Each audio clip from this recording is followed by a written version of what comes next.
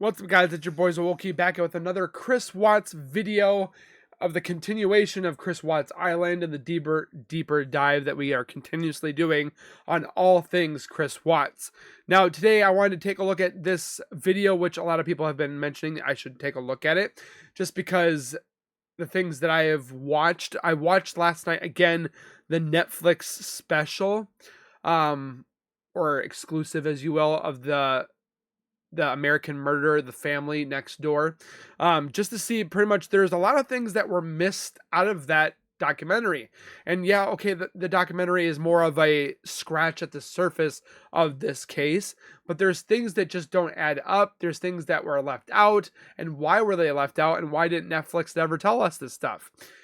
Things when it comes to the Survey 319 being that was scheduled for decommission in September and was actually decommissioned finally in December of 2018. It leads me to believe that he was purposely putting them there so that when they did do the demolition, that they would have been taken away. They would have been disposed of. Just things that, again, don't add up. Why didn't we talk about the mistress? Like, the mistress was barely in the Netflix special. Or different other things when it came to it. Just, they highlighted a lot of weird things when it came to the case in American Murder. Mostly the introduction of Chris stating that, oh, I can't find them. What should I do? Nicole Atkinson came out of nowhere and was like, yeah, I can't find my friend. And it's pretty much just into that. And then at the end, they're like, yep, we tried him. We found him. We put him in prison. The documentary was done. It's like there should have been a part 2 to this. So we're going to take a look at all the things that they missed. So with that being said, before we go any further, sorry, I can't talk today. Holy cow. Make sure you guys subscribe to the YouTube channel by hitting the white bar icon down the bottom right. Hit the bell icon next to it so when I do post videos like this one, you guys will get that little ring notification that's Wokey myself has posted that video. You guys can watch, comment, like, and share. And again, thank you so much for the almost 42,000 subscribers. We're almost close to getting to that 50,000 subscriber for our first giveaway of the MetaQuest 3 virtual reality headset that anybody and anyone can use. Once we get to 75,000 subscribers, we're going to be doing another giveaway, and then 100,000 subscribers, we'll do that last giveaway for the headset, but plus more t-shirts, pants, stickers, mugs, sweatshirts. It's going to be a fun time once we get to 100K. So can't do it without you guys. So subscribe, comment, like, and share. And with that being said, we're going to be going to a Big Bad Company YouTube channel or video of the Familicide of Chris Watts' murder case, what Netflix didn't show us. I did look at some things that they didn't tell us, which obviously he was on Tinder. Apparently Nicole wasn't the only one that he was possibly looking to. There was a couple other people, which I don't know. I think his fixation was on Nicole the entire time, but he might have been testing the other waters, but I don't think he did that. There were some people that wanted their 15 minutes of fame and were like, oh, I was sleeping with Chris too, and who knows what. But the biggest thing was Nicole. Nicole was, I feel, the accessory to these murders. I don't feel that she was interrogated. She was interviewed but not interrogated. I feel that she should have been interrogated by Tammy and the other gentleman that was in there. Those two should have done it to Nicole, because Nicole was off in the distance at another facility being interviewed by some other detectives, and it was very chill. It was very kosher, where Chris was like drilled. He was given the polygraph test. Why didn't they give a polygraph test? And they keep saying protected witness. Her identity was protected for the moment. She's not a protected witness. She didn't go to trial. She wasn't gone under the protective program or protective witness program. I looked into all that. That's completely hogwash. She went and hid herself in her own volition. She did that herself. She changed her name. She did all that. It wasn't the help of FBI, CBI, whatever have you. So with that being said, let's take a look and see what more that Netflix did not tell us. So let's take a look. Why this particular case struck me so hard. It took place in 2018 and it's 2020 and I'm here talking about it mainly because I just saw the documentary on it. I And I watched it 3 know times. the internet is saturated with videos and Tons. like armchair investigations and body language analysis of this particular case. So I know it's She's sort so of pretty. like beating a dead horse at this point. And a lot of the things I'm going to say are unfortunately going to be redundant if you've watched a million of these videos. Of course, if you haven't watched a million of these videos, then this material will be new to you, especially if your only source of intel about the There is some people out there that still don't know about this case. There's people that are learning about the case through me. There's people that are learning the case through other YouTubers.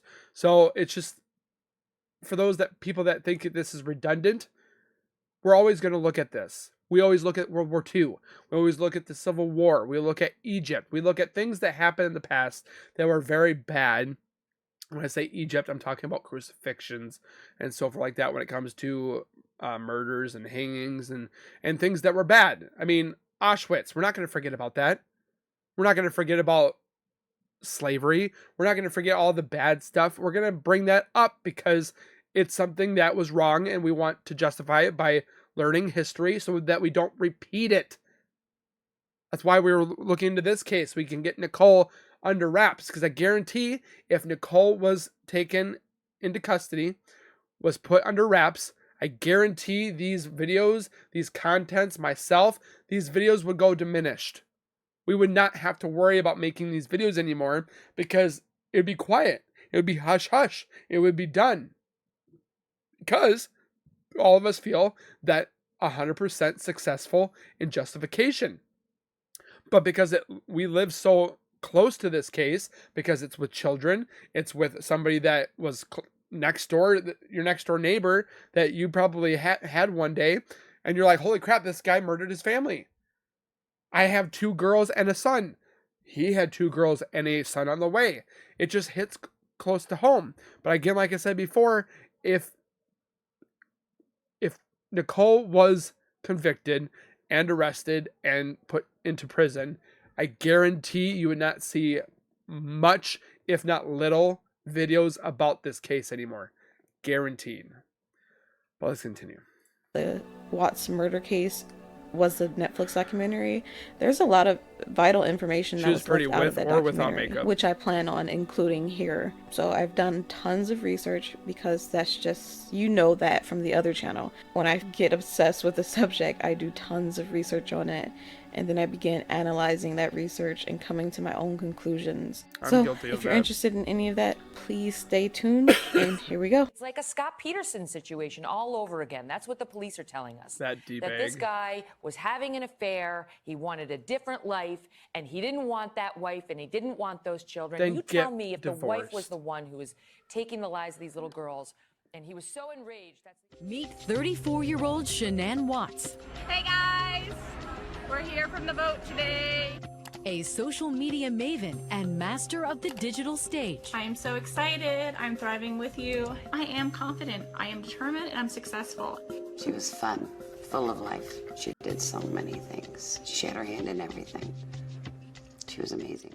A little over 2 years ago, in August 2018, a Colorado man named Chris Watts, husband and father of 3, murdered his wife and children in cold blood and disposed of their bodies at a remote oil battery site at his place of employment. Right away, I asked myself, why did this case become so sensationalized? Why was it brought into the spotlight? People are murdered every day. Spouses and domestic partners are murdered every day by their significant others. Children are harmed every day. People go missing every day. Why was this case so prominent? Then I realized it had to be because of Chris's initial deception and manipulation of the public perception that got the world paying attention. People were rapt because he was insisting his wife was missing on national TV. He went on the local news outlets and gave multiple interviews, and that makes this case particularly diabolical. It's his unfeeling delivery in those interviews that have been picked apart across many YouTube videos. He's being talked to before they found Shanann, Bella, and Cece. At this point, he's distancing himself. He's referring to them as she and they.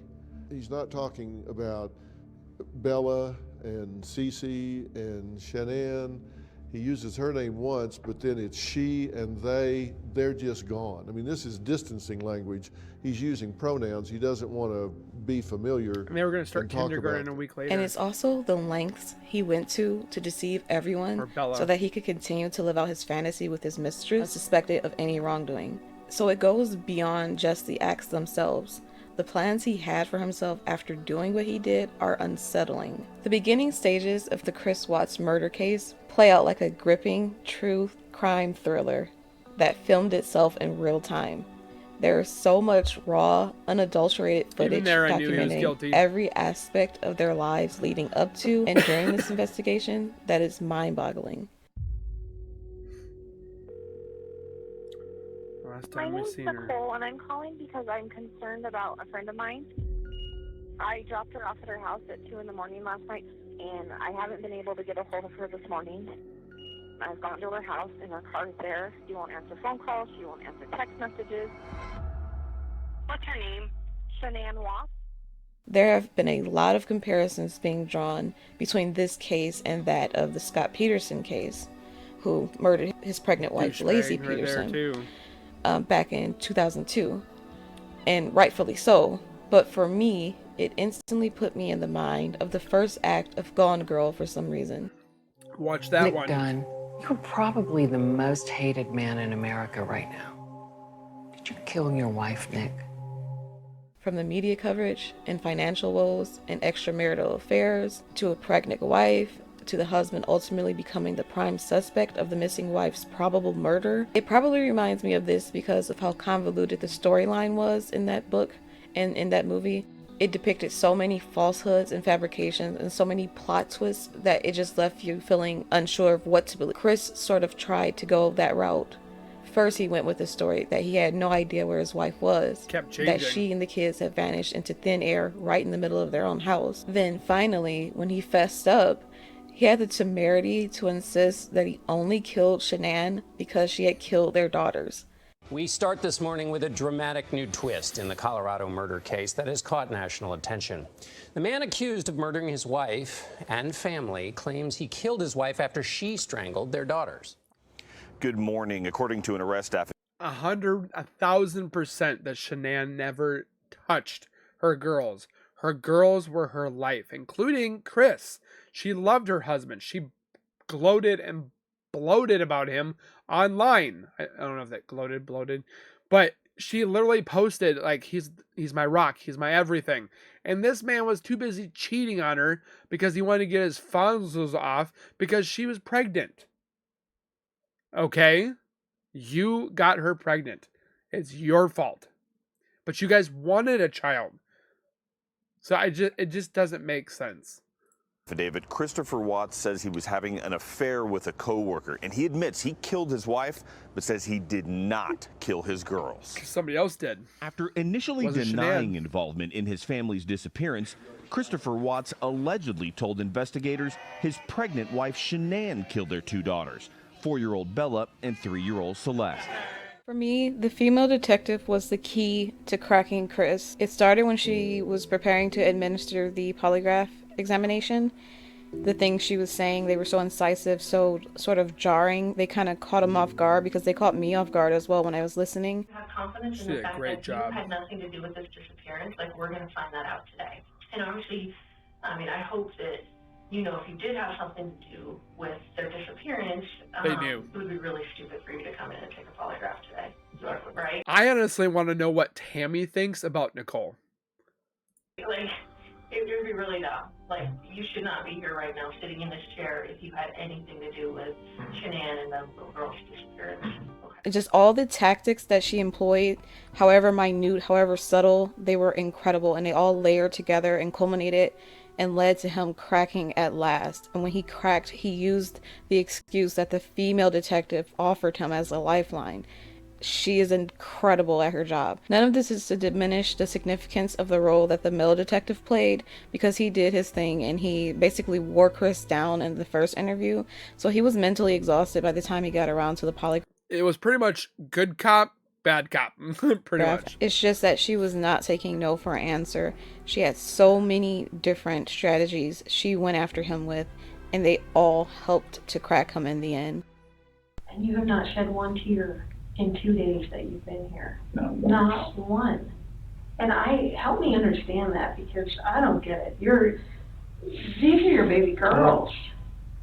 And you have not shed one tear. It's inhuman not to have pride over them. Around. He's not fretting over them at all. Chris, I lose my 4-year-old in the store for 10 seconds and I start to go panic. Absolutely. Panic. Just thinking about the possibilities of what could have happened to them should have him tearing up. The only way they could have left is in your truck. Oof. Shanann do something? Something happened in the house that you know about.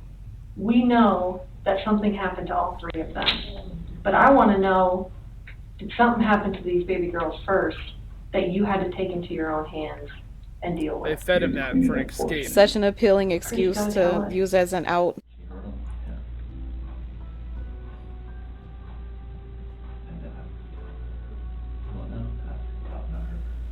He is literally confessing to his dad that he killed his wife. Can you fucking imagine having that conversation with your child? And then yet the dad and the mom were like, "Oh, we're behind you. We believe you. We don't care what you did."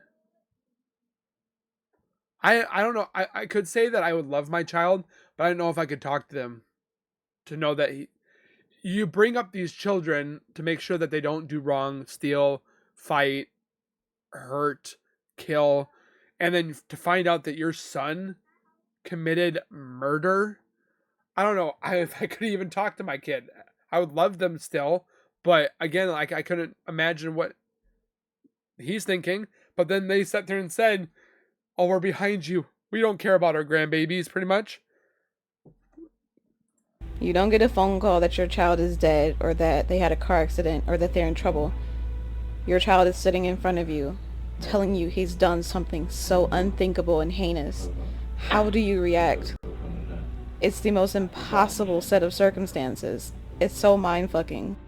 According to a newly unsealed arrest affidavit, Watts claims that moments after he told her he wanted a separation, he observed her on a baby monitor actively strangling their younger daughter, while their older daughter was sprawled out on her bed and blue. He claims he then went into a rage and ultimately strangled Shanann to death. This is a horrible low. Neighbor Kelly Trippy is furious. Watts claims Shanann killed their children. No way.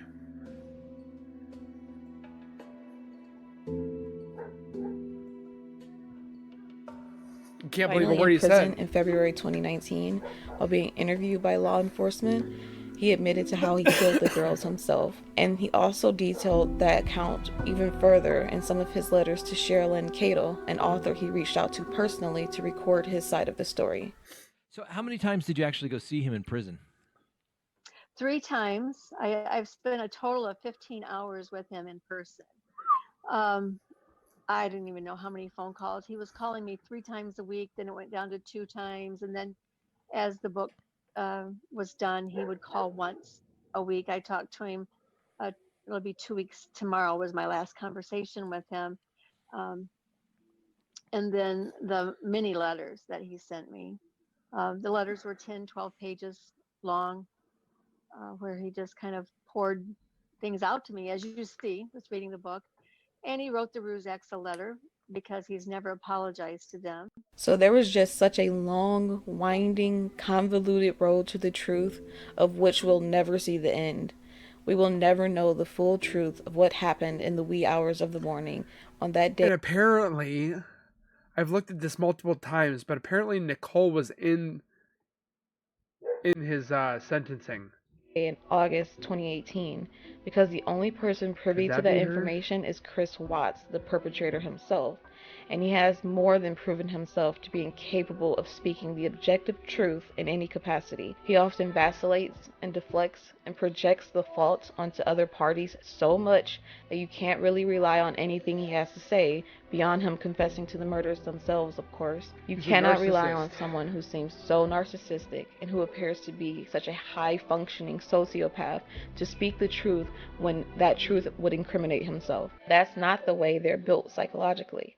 They're wired to do any and everything within their power to serve their own best interests at all times. They never take a break from that agenda. Hey guys, my name is Shanann Watts. I live in Frederick, Colorado. It's absolutely beautiful here. My husband and I moved here back in 2012, so we've almost been here 5 years. What I really admired about Shanann's character was her apparent drive and ambition. She was headstrong and assertive and talented, and a testament to her competence was that she was able to build her first home by the age of 25. That is remarkable. I am confident, I am determined, and I'm successful. She was fun, full of life. She did so many things. She had her hand in everything. She was amazing. Love you guys. Have a great day. She was also a master marketer and the type of person who refused to take no for an answer and who also refused to accept defeat, whether that be in sales, in her personal health crises, in her ongoing battle with her in-laws, or in her marriage. So for someone like Chris, who needed to feel in charge and who needed to feel validated at all times, and who eventually wanted to give up on their marriage and walk away, a personality type like Shanann's was an inconvenient nightmare to his evolving interests. She tried so hard to save their marriage, from purchasing self-help books. And yet there's people out there that say it's her fault that she was murdered. And I'm just like, are you kidding me? She tried to save their marriage and he was too busy getting his jollies off with Nicole or whoever he was trying to do. To working on better communication, to trying to mend the overarching issues with her in-laws, to trying to remain sexually intimate, to having a third child, to writing him love letters and just elevating him to no end. She really tried all the classic methods employed by one endeavoring to save a union, while Chris surrendered to his secret internal rage and became vengeful and self-absorbed. He betrayed her in the most sordid of ways, first with the affair, then by behaving cold to not only her, but also their young children, both under the age of 5. And finally, his ultimate betrayal came in the form of ending their lives altogether. These acts were clearly premeditated. If there's a crime of passion, it's pretty easy to increase the cognitive load on a person if they're having to work everything out in the moment, as opposed to somebody that has premeditated something, thought it through, know they're going to be where they're going to be. I don't believe this was a crime of passion, and you say that there is some indication that he may have called people off of that job site ahead of time. How does he call the people off? Does he? From my understanding of it, there were multiple people working that job site that day. There was something that needed to be done at the job site, and so he essentially said, well, no, I got this, it's fine. You don't need to come around, I can handle this. That wasn't found out until afterwards?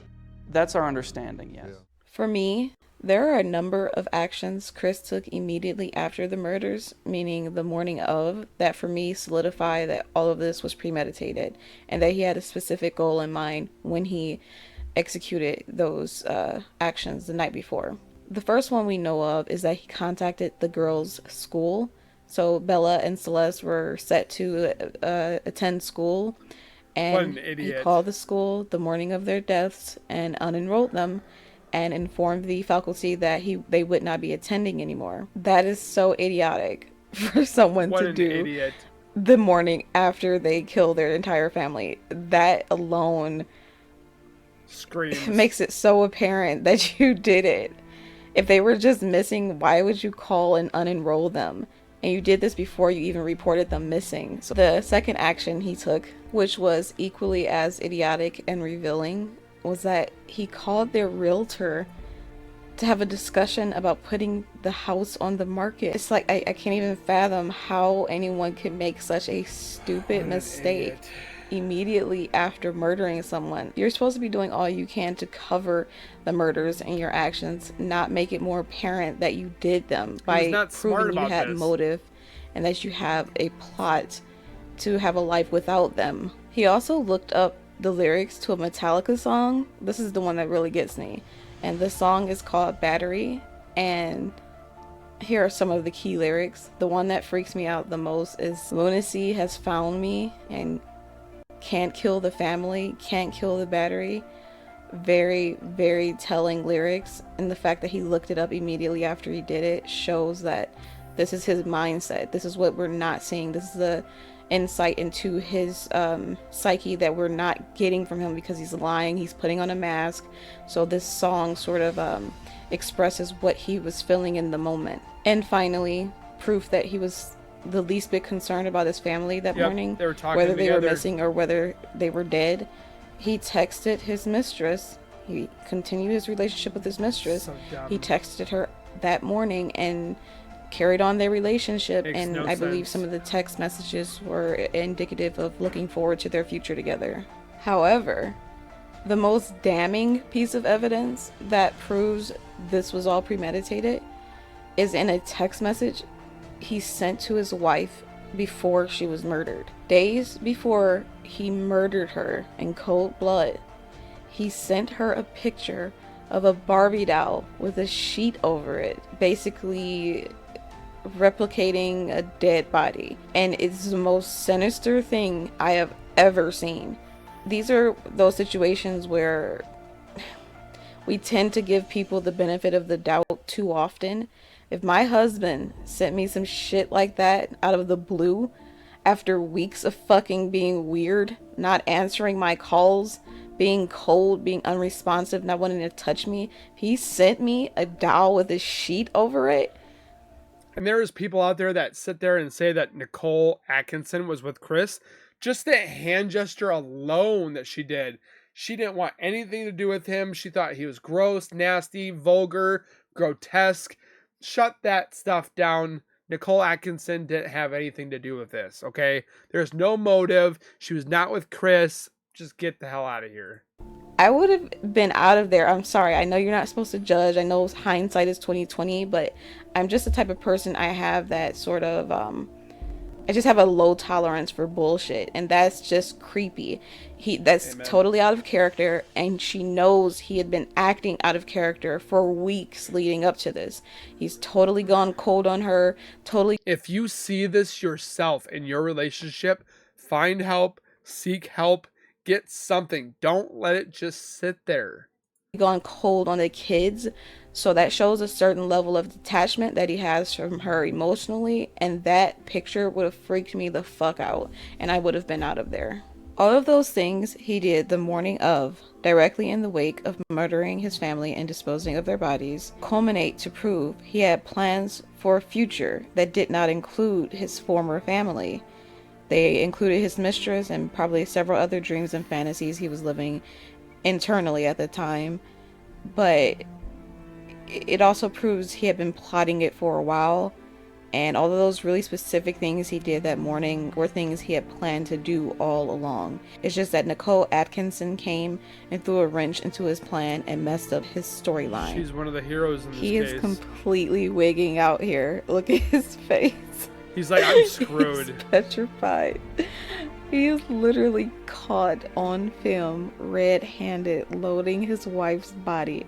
And the mere fact of that, even though the officer and the neighbor haven't picked up on that yet, just he even said right there, he was texting Nicole. The fact that he knows that's what he's doing in the film, he's freaking out because he's panicking and worrying if they might see any tiny thing that will catch him up. He's swaying back and forth. He's holding his head because those are self-comforting gestures, and they help to decrease his anxiety because he had got so agitated he couldn't stand still. So holding his head sort of helped him to ground himself and to be more stable. Because his hands were shaking, his heart was racing, he was sweating. You see him licking his lips. It's so fucking bizarre that they have this on footage. And you can't tell me that there's not two people here. Two different people. Somebody said it's somebody with boots on. No. I've watched this for hours. Can we just talk about how elaborate his ruse was?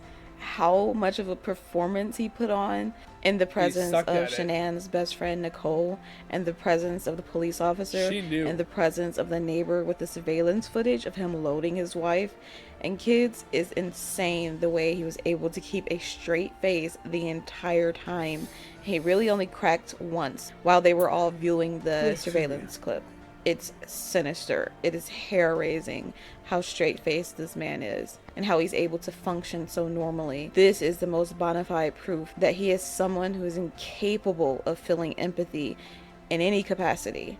That is a sociopath or a psychopath, but I believe he's a sociopath. I believe the environment that he grew up in nurtured him into becoming a sociopath. Another unsettling aspect of this case is involving Cindy Watts, Chris Watts' mother. Not so much the father, because he seems like a doormat and he seems to be walked over. He seems very soft-spoken and seems very docile. For him to be a man, to be the head of the family, the mom seems to be the more assertive, headstrong, in control one. And it's funny because those qualities that she saw in Shanann that she hated are probably the ones that most reflected herself.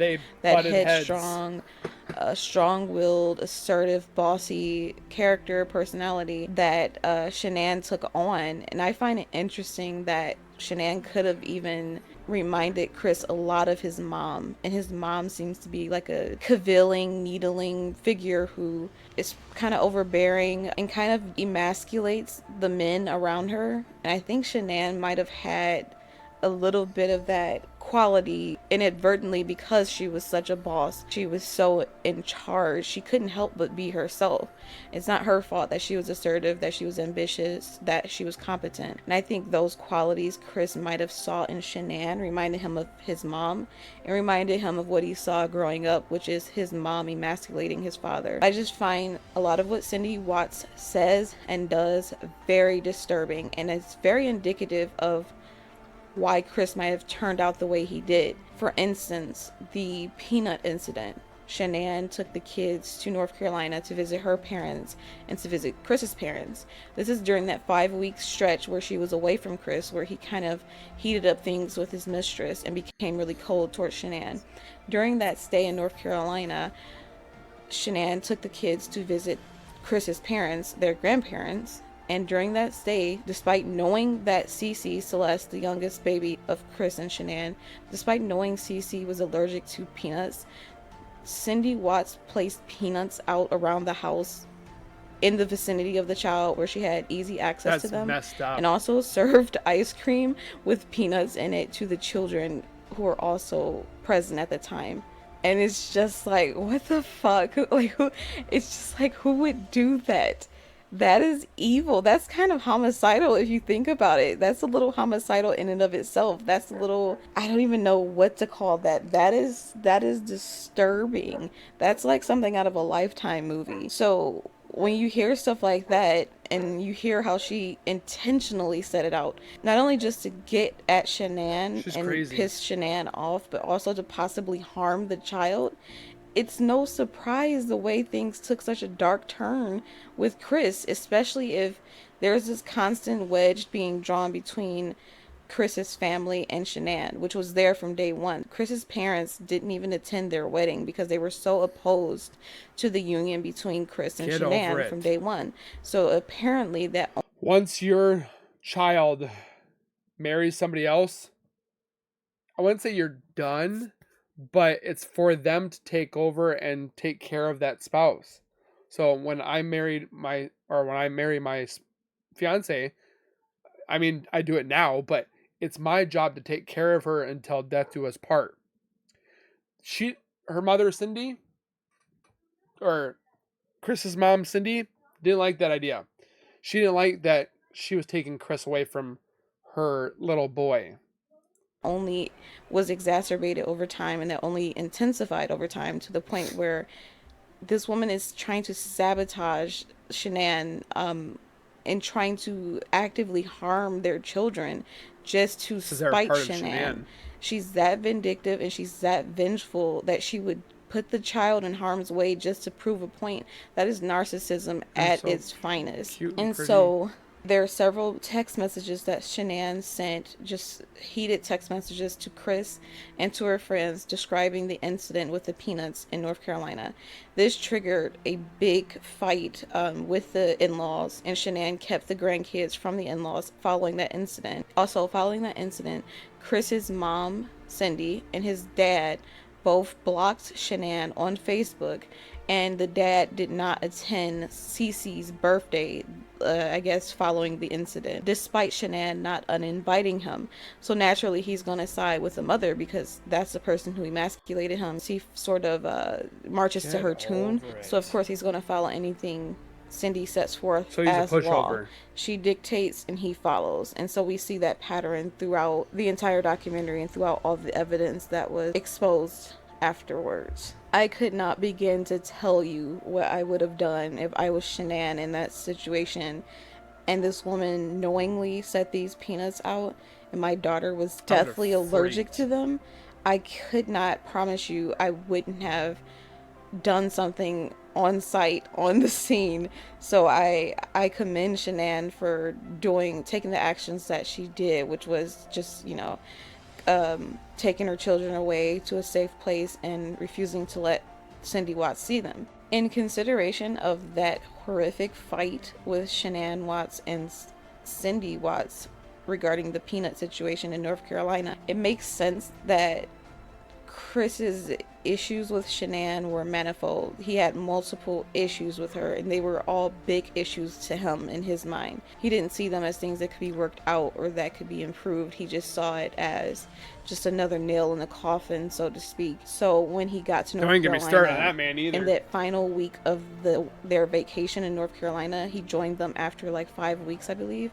And Shanann was pissed because when he got there, he was still really cold towards her. He did not kiss her, did not make love to her, despite being away from her for 5 weeks. That's when you know something is not right. When your man is not all over you after 5 weeks of separation, you know 5 days going on. And she rightfully suspected that he was getting intimacy from someone else, and she was completely accurate. But where I draw the line is when he was treating the kids coldly. So you know there's something not right going on there. And that's when you need to evaluate everything, take a step back, and probably separate. Because once he starts treating the kids cold, something's not right there. So you see Chris was probably siding with his parents in that scenario because he already had so much animosity and so much built up in him against Shanann. He even got to the point where he told Shanann, despite being excited about their new baby on the way, he got to the point where he even told her he was fine with just having Bella and Cece and that he wasn't ready for another child. Well, get over it. Anytime a guy says that to you after you're already carrying that new child, that is reason for concern. Cindy Watts is a character, and a lot of the things she says in the interviews, she had a lot of influence, and in the letters following the conviction are very troubling because they look to me that she is continuing to coddle her son as though he is some innocent, wronged victim in the relationship, as though he was in an abusive relationship and was driven to killing Shanann. If that was the case, then why would he harm his girls in that manner? You can listen to a few clips from the interview here, and the way she sort of paints this picture of Shanann as sort of the reason behind her own murder is very troubling. It's very disturbing that she would openly express this. When and where did he meet Shanann? They met, and he liked her, she liked him, but I don't think it was love at first sight or anything. They took a little while and I guess got to know each other and, dated. It was always a little strange that she always said a lot of things about Chris in front of me that I didn't like. Like, this isn't the kind of person I would date. He doesn't know how to do this, or he doesn't know how to do that. He looks like a skater boy. Okay. Look at his hair. Look how much stuff he puts on his hair. It was just on and on and on, and I just got a bad feeling. And they got married in 2012. Did they get married in North Carolina? They did. Mm-hmm. How was that? We didn't attend. Really? Mm-mm. We didn't attend because Shanann and I just couldn't get along. And you couldn't get along. I didn't like the way she treated him.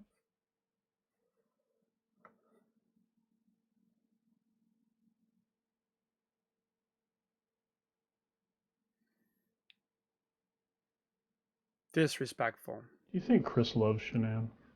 Oh God, he loved her. Right.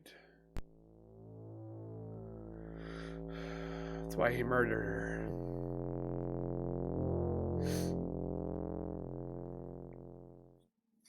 This man is slowly realizing he's sitting across from Satan.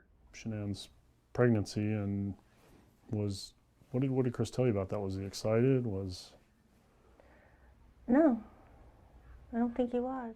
It seems to me that all along, Chris's mom, Cindy, may have fostered animosity between Shanann and Chris by constantly making Shanann out to be some sort of villain and using their rift as an example of how she's no good.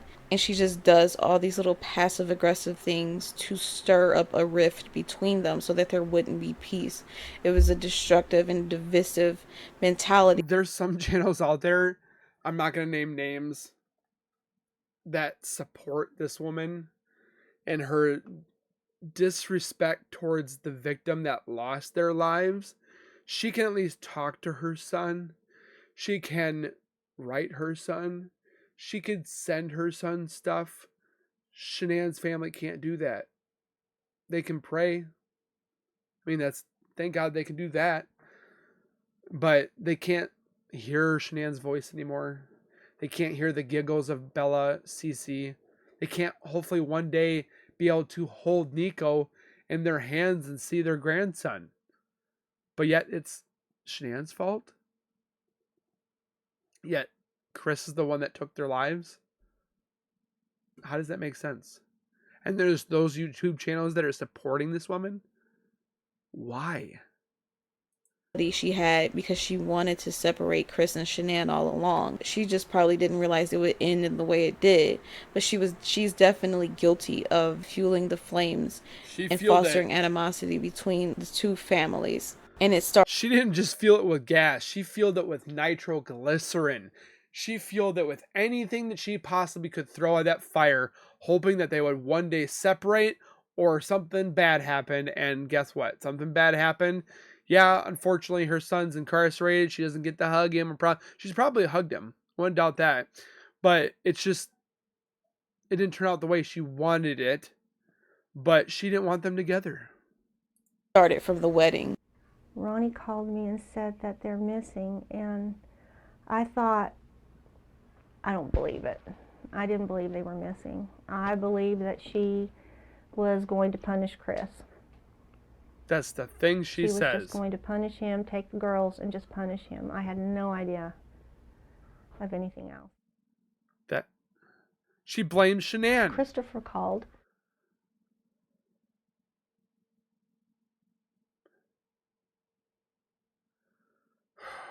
It's sickening. And this was not in the Netflix special. To know we're behind you. Yes, and that we support you 100%. Ew. We know what she was like. Okay? We just love you. And they can record all they want. I know, but just remember, like, she was a wonderful woman too, okay? We know that. Like, I don't want the lasting memory of anybody to be like, something that was... None of it. So contradicting. She's a wonderful woman. Yeah, I'm going to kill you. Why wasn't this in the Netflix special?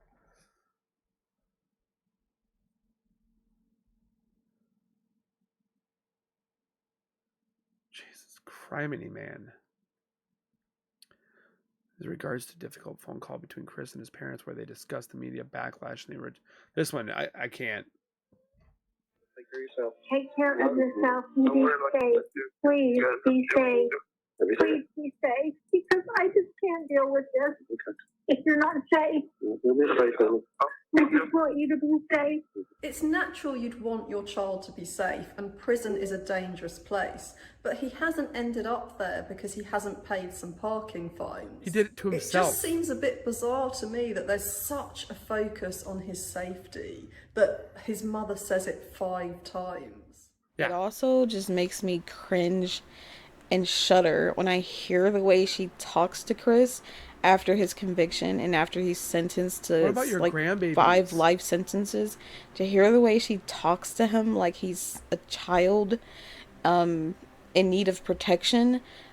She's just begging him to be safe in prison. I'm just like, I can't fathom. I just can't. It just makes me wonder, does she have any regard for the actions he took? Does she have any regards for the 2 small angels who were brutally murdered and left in a dark, remote, disgusting, squalid, crude oil tank? How can you possibly beg for him to be safe and coddle him and call him sweetheart and darling? It's beyond my comprehension at this point. That's so far beyond a mother's love. That is something sick and twisted, and I think it's indicative of why he became what he became. They have a very dysfunctional family dynamic. We love you. And we forgive you, son. Nicole Kessinger has been named by many people online as having something to do with the murders. And while I think that's a plausible conclusion to draw, because she did seem to be the catalyst to why he wanted to kill his wife and kids, I don't think she was directly involved. I don't think she had anything to do with the plotting. I don't think she had anything to do with wanting them harmed. I think she just was there, and by virtue of being the mistress and this sort of fairy tale romance with him at the time, I think she helped to fuel his decision making. She helped to push him over the edge as far as wanting to get rid of the Shanann and the kids. I think she persuaded Chris like Gypsy Rose did. If you don't take them out, if you don't get rid of them, we can't be together and we can't be happy. As soon as possible, even in the most irrational way possible. Your discussion. Why do I want to see this? And there were a lot of grim and gory details that were left out of the Netflix documentary naturally and appropriately. They shouldn't have been included, but you can read the reports of the law enforcement and the team who retrieved the girls' bodies and Shanann's body from the work site. And some of the details are just heinous, such as the bloody sheet that Shanann was found in. He didn't stab her. He didn't shoot her. It was bloody because she essentially gave birth. I think Chris even mentioned that in his jailhouse interviews with the detectives in February 2019, he even acknowledged that his poor son, because we forget there is a 4th victim here, Nico, his unborn son. Why do they keep forgetting him? He even acknowledged that he was partially born when he tossed her into the hole, and it's just such a grim detail. Prison is too nice for him. I can't fathom it. But also his poor little girls, when he put them into the tanks, he forced them through an 8-inch hatch. So I believe it was 8 inches in diameter, and he forced them through, and there was a Netflix picture special showing the measurements of Bella's body as being at least 9 inches from shoulder to shoulder. So you can only imagine what he did to make her fit through that hole. And just the idea of them being submerged in crude oil and the things crude oil does to the body, does to the skin. It was reflected in the report when they tried to retrieve the poor little girls, and parts of their skin came off in the process. It's just one of those things that, like, I still can't believe, like, I've been looking and like on my breaks and stuff and just reading that there's people that are supporting this man when what he did to the girls and he did to Shanann with the help of his mistress. I don't care what you say. You can sit there and tell me until I'm blue in the face that Nicole wasn't involved. But for him to know that his little girls, those little precious little girls, floating, submerged, disgusting, and vile, and they should be at home in bed, warm, cuddling with their books and their pillows and their toys and their little pajamas. It's like, how could you do that to those little girls, including your son, the son that was going to carry on your family name, that was not born yet? What did he deserve to do that for? And Shanann, again, okay, she's an independent, boisterous woman, but she didn't deserve murder. And then yet there's girls that are sitting there, oh, I love you, Chris. If you need somebody to talk to, get the flip out of here.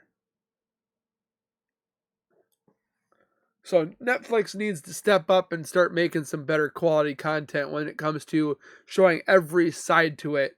And for those channels that think that I'm grotesque for saying that Cindy Watts was a monster herself, she is. And I hope that she sees this and she knows for you to blame Shanann is wrong. Your son committed cold blood murder, not once, not twice, not 3 times, but 4 times of his own family. He deserves to be rotting in prison. He deserves to rot in hell. He deserves everything that's coming to him. He deserves not to have letters. He does not deserve to eat good food. He should have that prison loaf for the rest of his life. He should be in a dark hole because he took them away. And for what? For another woman. I could get even worse with Chris right now. I've had a day and I could say some pretty nasty stuff about Chris. Pretty nasty stuff about Cindy. Ronnie, I'm not going to say anything about Ronnie because he's pretty much controlled by his wife. So for those that are new here, please let me know your thoughts, your inquiries, your questions. If you have not seen the American Murder on Netflix, I would definitely suggest you watch it once or twice. I watched it again last night because I just forgot about some of the things that were in there, and definitely I missed some things that I forgot, but it's a scratch of the surface when it comes to this case. Like, it doesn't even hit barely anything. Again, like the video for the continuation of hopefully one day we will see 100% justice. Subscribe for more videos when it comes to this one, more murder cases that we're looking into. Yes, we do a lot when it comes to this Chris Watts case, but we want to make sure we get that justice. And we do look at other ones. Another one is this case. We're going to look into Gypsy Rose again because that one's a whole nother one, ballpark.